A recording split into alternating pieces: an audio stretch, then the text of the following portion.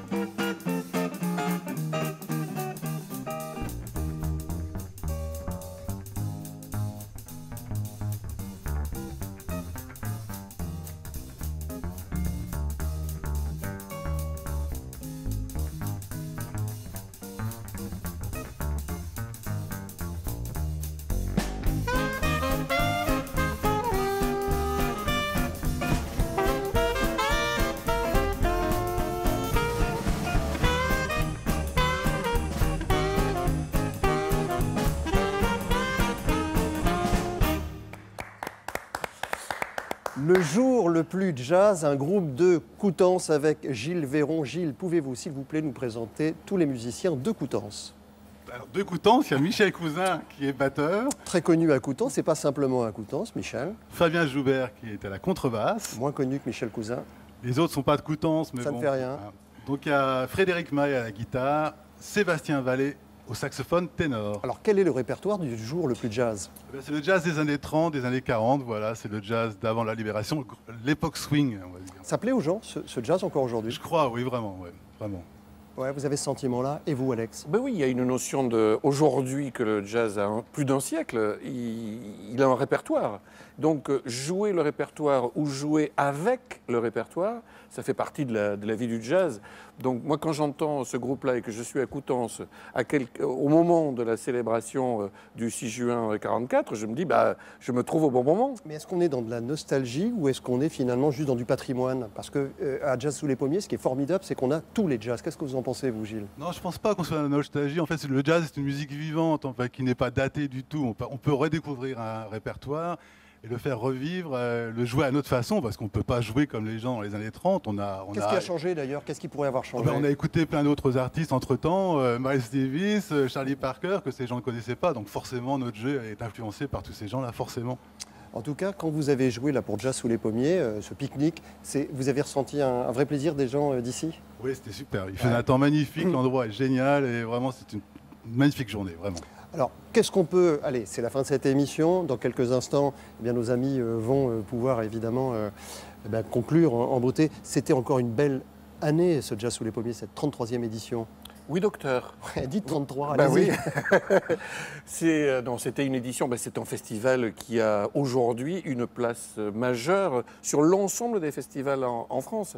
Et que ce soit la 33e, la 32e ou la 34e l'année prochaine, le rendez-vous de Coutances, je peux vous l'assurer, pour des amateurs de jazz au niveau national, c'est un rendez-vous important. Et pour les musiciens, jouer à Coutances, c'est une reconnaissance. Oui, et quand on est d'ici, c'est formidable de jouer à Jazz sous les pommiers. Oui, bien sûr, évidemment, bien sûr. J'ai grandi avec le festival. Ouais. Allez, on vous laisse rejoindre Merci. Michel et merci beaucoup le jour le plus jazz. Un grand merci à vous Alex, on se dépêche pour les remerciements parce que quand même il y avait du monde pour la télévision. Tiens. Pour la télévision, Ouais. on avait Jean-François Clerc et Pascal Vanni, on n'aurait pas pu faire sans eux. Pour Sombrero, il faut remercier alors, toutes les équipes de Sombrero, j'oublie pas Patrick Villeneuve et puis aussi toutes les équipes. Allez voilà, on est pressé, j'entends. Merci Jean-Loup. Oui, oh ben voilà. Et puis merci aussi à Séverine pour Jazz sous les pommiers. Bien sûr. Allez, Et à Denis Lebas. Et à Denis. Merci à tous. Merci beaucoup d'être fidèles au programme de la 3 et bonne nuit, il est tard, mais bonne nuit quand même, restez sur notre chaîne. Et puis on se quitte en musique avec le jour le plus jazz.